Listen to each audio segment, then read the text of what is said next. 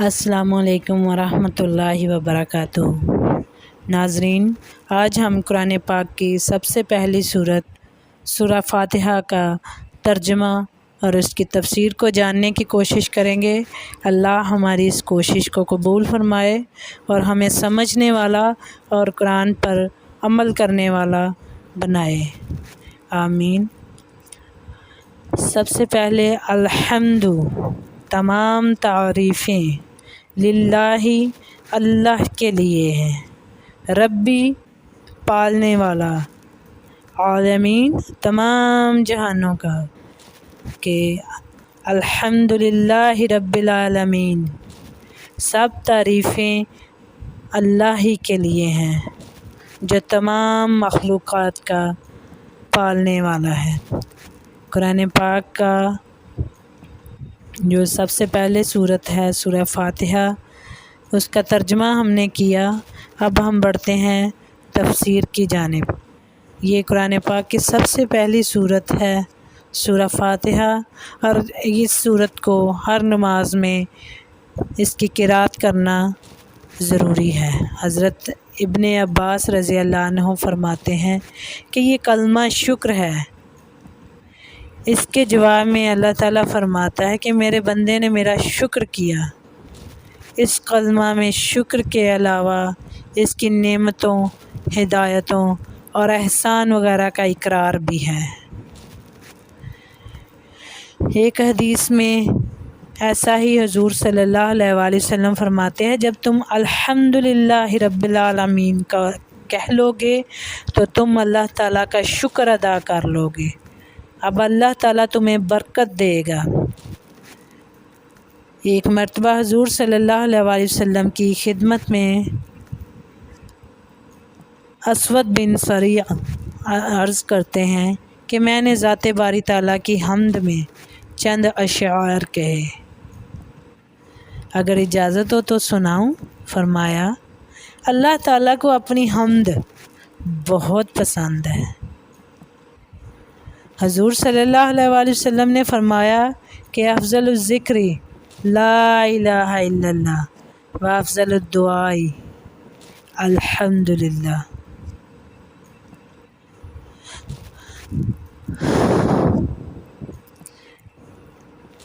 ابن ماجہ کی ایک حدیث ہے کہ جس بندے کو اللہ تعالیٰ نے کوئی نعمت دی اور وہ اس پر الحمدللہ کہے تو دی ہوئی نعمت لے لی ہوئی سے افضل ہوگی۔ فرماتے ہیں اگر میری امت میں سے کسی کو اللہ تعالیٰ تمام دنیا دے دے اور وہ الحمدللہ کہے تو یہ کلمہ ساری دنیا سے افضل ہوگا۔ مطلب یہ کہ ساری دنیا دے دینا اتنی بڑی نعمت نہیں جتنی الحمدللہ کہنے کی توفیق دینا ہے۔ اس لیے کہ دنیا تو فانی ہے اور اس کلمہ کا ثواب باقی ہی باقی ہے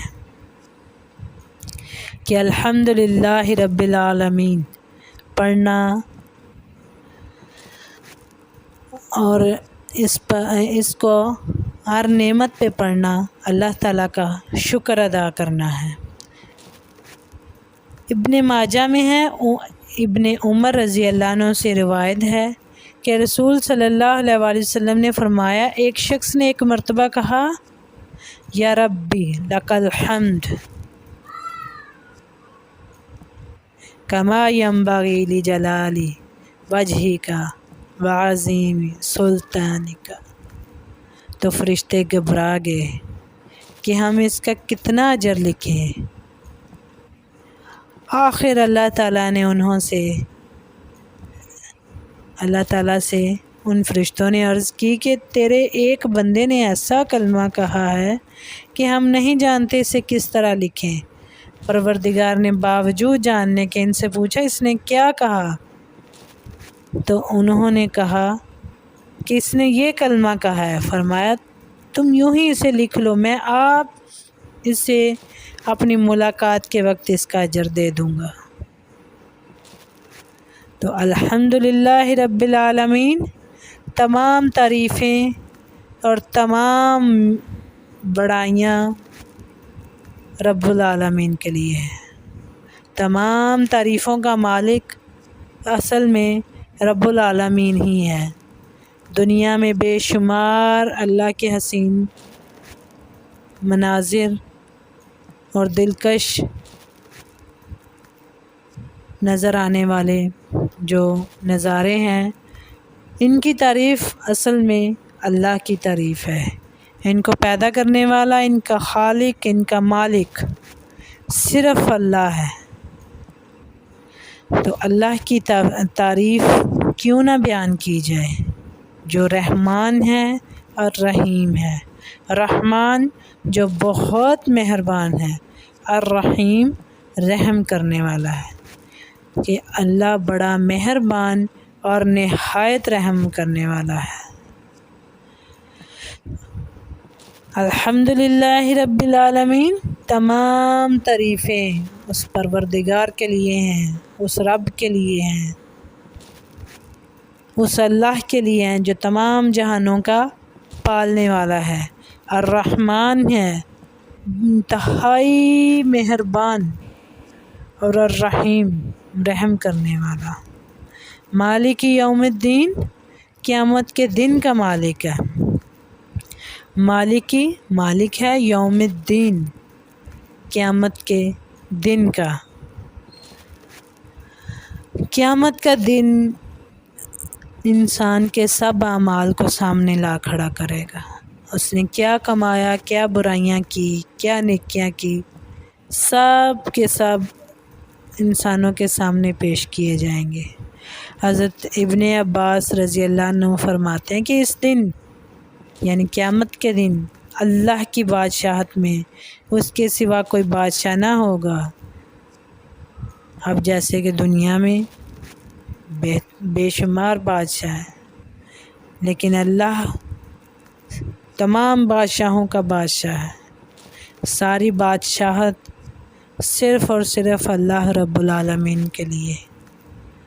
اللہ رب العالمین تمام جہانوں کا سردار اور تمام جہانوں کا پالنے والا ہے۔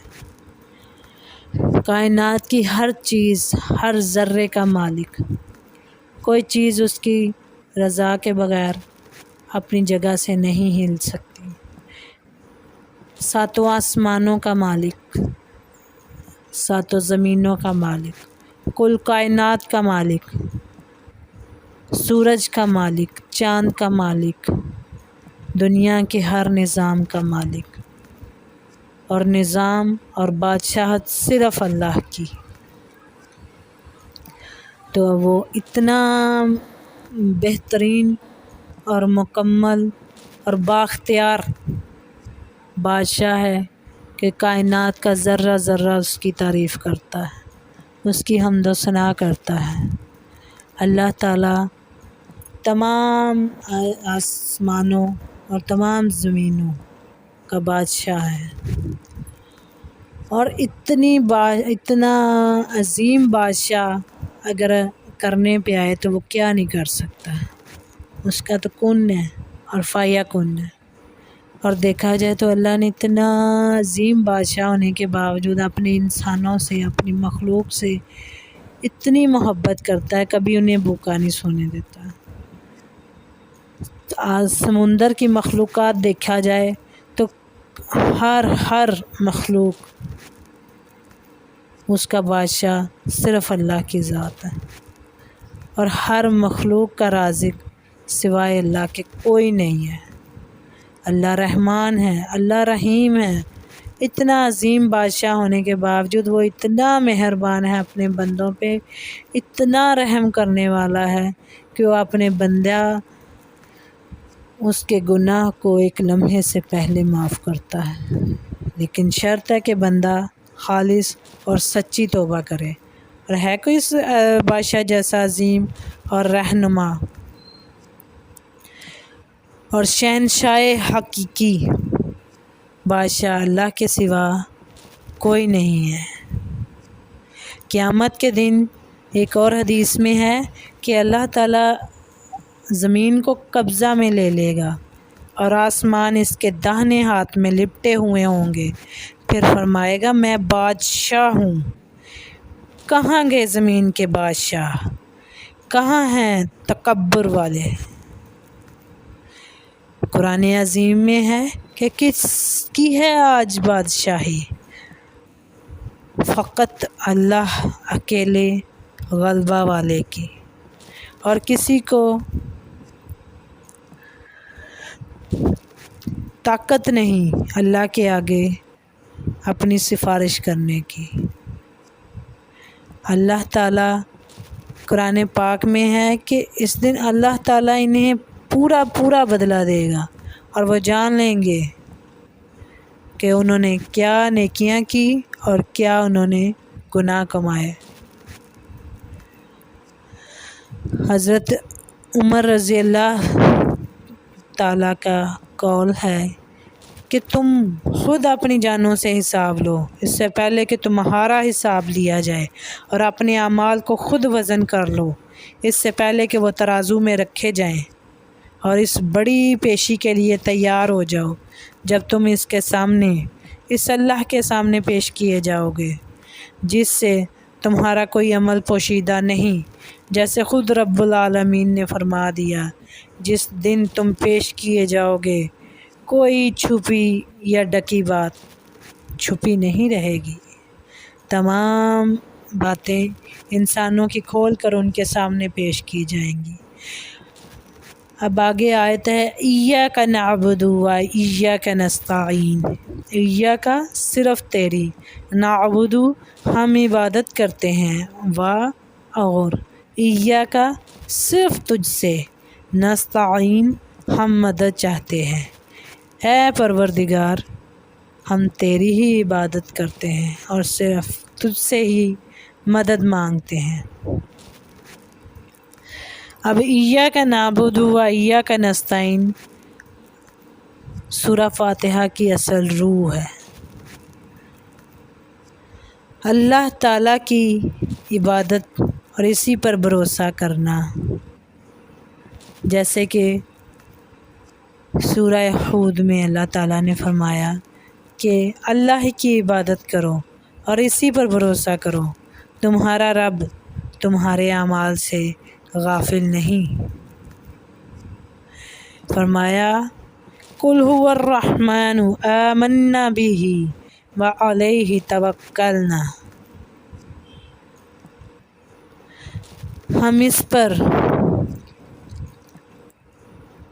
ایمان لے آئے اور اسی پر ہم نے توکل کیا، اور فرمایا رب المشرق والمغرب لا الہ الا ہوا فاتخذہ وکیلا، سورہ مزمل میں، یعنی کہ مشرق اور مغرب کا رب وہی ہے، اس کے سوا کوئی معبود نہیں، تو اسی کو اپنا کارساز سمجھو۔ اللہ تعالیٰ کی صفت و ثنا بیان کی تو قرب الہی میں حاضر ہو گیا، یعنی کہ انسان جب اللہ تعالیٰ کی حمد و ثنا کرتا ہے، اس کی صفتیں بیان کرتا ہے، تو اسے اللہ تعالیٰ کا قرب حاصل ہو جاتا ہے۔ اللہ تعالیٰ کا قرب حاصل ہونا بہت ساری نعمتوں میں سے، بہت عظیم نعمتوں میں سے ایک نعمت ہے۔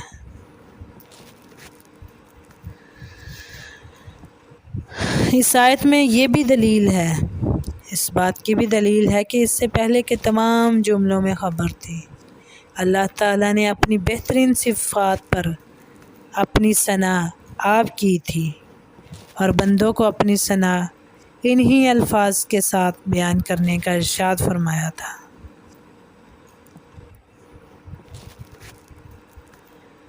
حضرت عبادہ بن صامت رضی اللہ عنہ سے مروی ہے کہ رسول صلی اللہ علیہ وآلہ وسلم نے فرمایا، اس سے شخص کی نماز نہیں جو نماز میں سورہ فاتحہ نہ پڑھے۔ صحیح مسلم شریف میں حضرت ابو ہریرہ سے مروی ہے کہ حضور صلی اللہ علیہ وآلہ وسلم نے فرمایا، اللہ تعالیٰ کا فرمان ہے کہ میں نے نماز کو اپنے اور اپنے بندے کے درمیان نصف نصف بانٹ لیا ہے، اس کا آدھا حصہ میرا ہے اور آدھا حصہ میرے بندے کے لیے ہے، اور میرے بندے کے لیے وہ ہے جو وہ طلب کرے۔ جب بندہ آیت الحمدللہ رب العالمین کہتا ہے تو اللہ فرماتا ہے میرے بندے نے میری حمد بیان کی۔ جب کہتا ہے آیت الرحمن الرحیم، اللہ فرماتا ہے میرے بندے نے میری ثنا بیان کی۔ جب وہ کہتا ہے آیت مالک یوم الدین، اللہ فرماتا ہے میرے بندے نے میری بزرگی بیان کی۔ اور جب وہ آیت ایاک نعبد و ایاک نستعین کہتا ہے تو اللہ تعالیٰ فرماتا ہے یہ میرے اور میرے بندے کے درمیان ہے، اور جو میرے بندے کے لیے ہے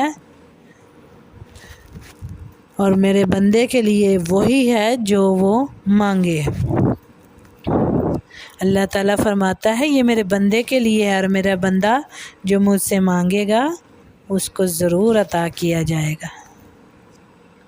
حضرت ابن عباس فرماتے ہیں ایاک نعبد کے معنی یہ ہیں کہ اے ہمارے رب، ہم خاص تیری ہی توحید مانتے ہیں اور تجھ سے ڈرتے ہیں اور تیری اسی ذات سے امید رکھتے ہیں، تیرے سوا کسی اور کی نہ ہم عبادت کریں گے، نہ ڈریں گے، نہ امید رکھیں گے۔ اور آیت ایاک نستعین سے مراد یہ ہے کہ ہم تیری تمام اطاعت اور اپنے تمام کاموں میں تجھ ہی سے مدد مانگتے ہیں۔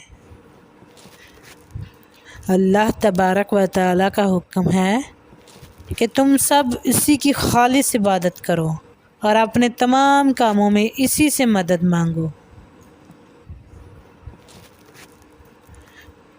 اللہ تعالیٰ اپنی عبادت کرنے والا ہمیں بنائے اور تمام کاموں میں اللہ تعالیٰ ایاک نعبد و ایاک نستعین کا پابند ہمیں بنائے۔ اے اللہ، ہم تیری عبادت کرتے ہیں اور تجھ ہی سے مدد مانگتے ہیں۔ سب کے سب اللہ تعالیٰ کے محتاج اور اس کے دربار کے فقیر ہیں۔ اب فقیر اس کو نہیں کہا جاتا جو انسان کے آگے ہاتھ پھیلائے، بلکہ ہم سب انسان اللہ تعالیٰ کے دربار کے فقیر ہیں، سب مانگتے ہیں اللہ سے، اور اللہ کو اپنے بندے کا مانگنا بے حد پسند ہے۔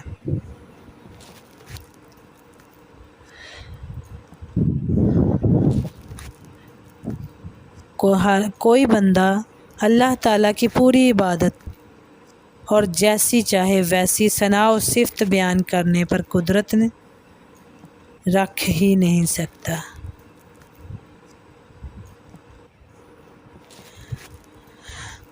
حضور صلی اللہ علیہ وآلہ وسلم کا نام عبد انہی جگہوں پر لیا جہاں اپنی بڑی بڑی نعمتوں کا ذکر کیا، جیسے کہ قرآن نازل کرنا، نماز میں کھڑے ہونا، معراج کرانا۔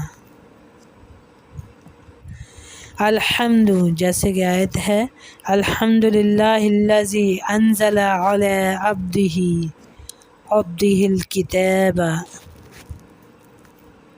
ولم یجعل لہ عوجا، جیسے آیت ہے سبحان الذی اسری بعبدہ لیلا من المسجد الحرام۔ اب ساتھ ہی قرآن پاک نے یہ تعلیم دی ہے کہ اے نبی صلی اللہ علیہ وآلہ وسلم، جس وقت تمہارا دل مخالفین کے جھٹلانے کی وجہ سے تنگ ہو تو تم میری عبادت میں مشغول ہو جاؤ۔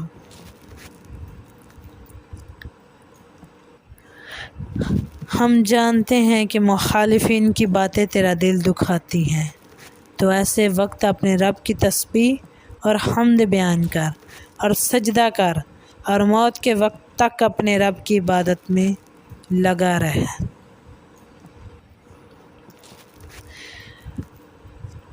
اللہ تبارک و تعالیٰ کا ارشاد ہوتا ہے کہ میرا بندہ مجھے جب بھی پکارتا ہے وہ مجھے اپنے نزدیک پاتا ہے۔ اب ایاک نعبد و ایاک نستعین، اللہ ہم تیری ہی عبادت کرتے ہیں اور تجھ ہی سے مدد مانگتے ہیں۔ اللہ ہم تیرے علاوہ کسی کو اس قابل نہیں سمجھتے کہ وہ ہمیں عطا کر دے۔ اللہ ہم تیرے علاوہ کسی کو اس قابل نہیں سمجھتے کہ اس کی عبادت کی جائے۔ اللہ ہم تیرے علاوہ کسی کو اس قابل نہیں سمجھتے کہ ہم تجھے چھوڑ کر اس سے مانگیں۔ تو ہی ہمیں عطا کرنے والا ہے۔ ایاک نعبد، اللہ ہم صرف تیری عبادت کرتے ہیں، و ایاک نستعین، اور ہم صرف تجھے مدد کے لیے پکارتے ہیں۔ تو اب اگر دیکھا جائے تو صرف اللہ واحد تو یکتا معبود ہے، اس کے علاوہ کوئی عبادت کے لائق نہیں، وہ اکیلا ہے، اس کا کوئی شریک نہیں۔ تمام بادشاہت اور تمام بڑائی صرف اللہ کے لیے ہے۔ ایاک نستعین، اور صرف اللہ ہی واحد معبود ہے جس کو مدد کے لیے پکارا جا سکتا ہے، جس کو مدد کے لیے ہم پکارتے ہیں، اور اللہ کے علاوہ کسی کو اس قابل نہیں سمجھتے کہ کوئی ہمیں اللہ کے علاوہ عطا کر سکے۔ اب آگے جو آیت ہے وہ دعا میں شامل ہے۔ اہدنا، ہمیں ہدایت دے، الصراط، راستے کی، کون سے راستے کی؟ المستقیم، سیدھے راستے کی، یعنی کہ ہم کو سیدھے راستے پر چلا۔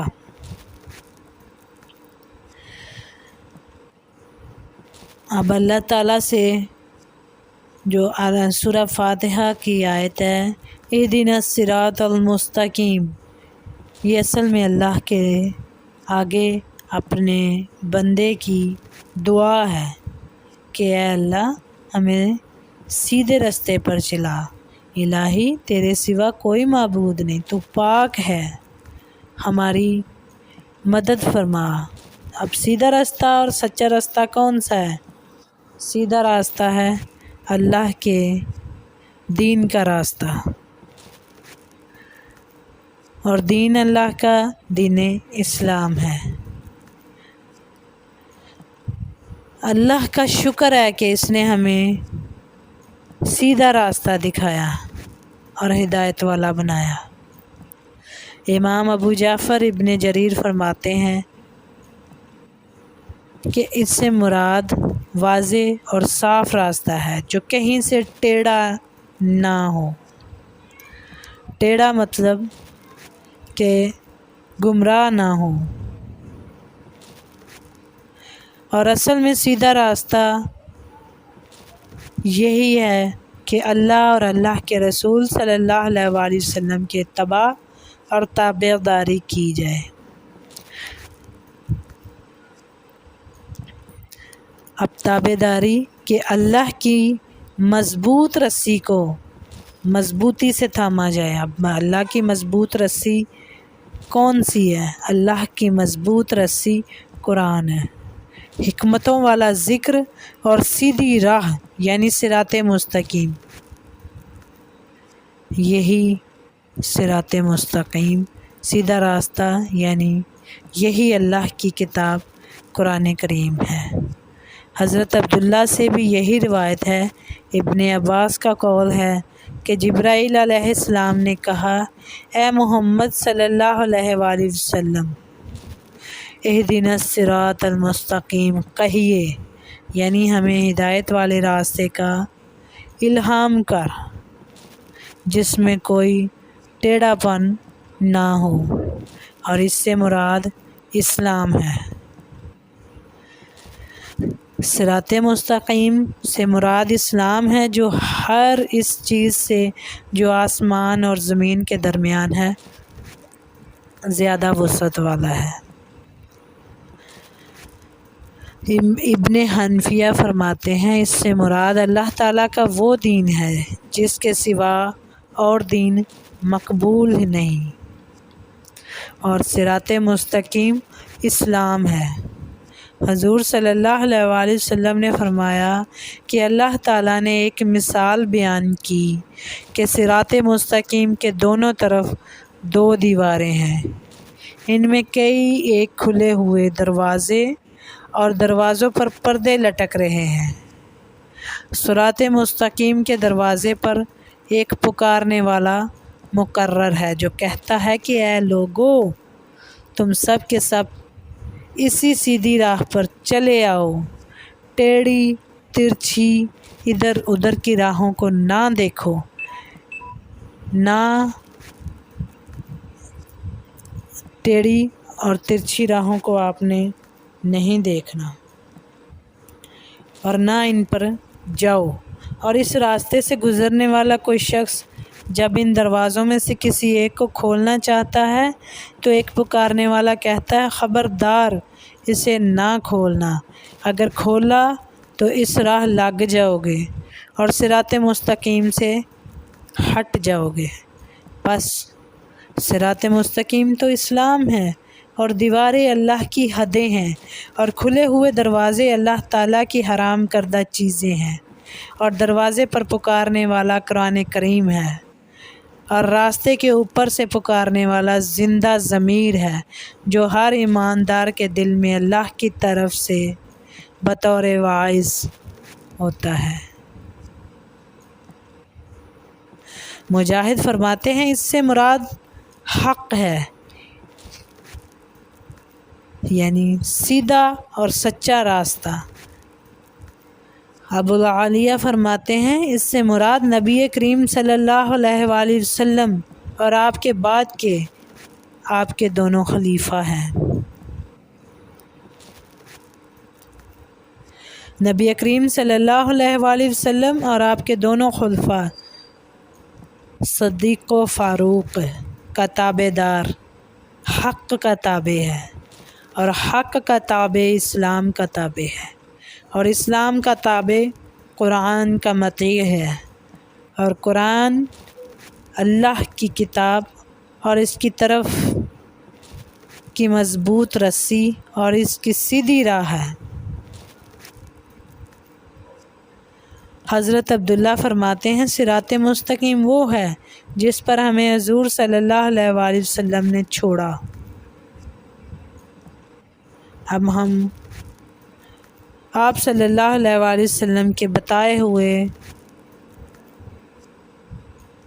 صراط مستقیم پر اللہ ہمیں چلنے والا بنائے اور ہم اس پر چلنے والے بن جائیں، اللہ کی بارگاہ میں بہت امید ہے۔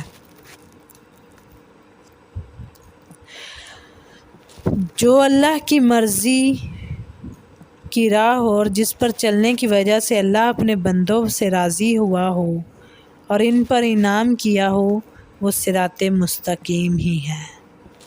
اس لیے جس شخص کو اس کی توفیق مل جائے، جس کی توفیق اللہ کے نیک بندوں کو تھی، جن پر اللہ کا انعام ہوا تھا، جو نبی، صدیق، شہید اور صالح لوگ تھے، انہوں نے اسلام کی اور رسولوں کی تصدیق کی، کتاب اللہ کو مضبوط تھام رکھا، اللہ کے احکام کو بجا لائے، اس کے منع کیے ہوئے کاموں سے رک گئے، اور نبی کریم صلی اللہ علیہ وآلہ وسلم اور آپ کے چاروں خلیفوں اور تمام نیک بندوں کی راہ کی توفیق مل جائے گی، تو یہی صراط مستقیم ہے۔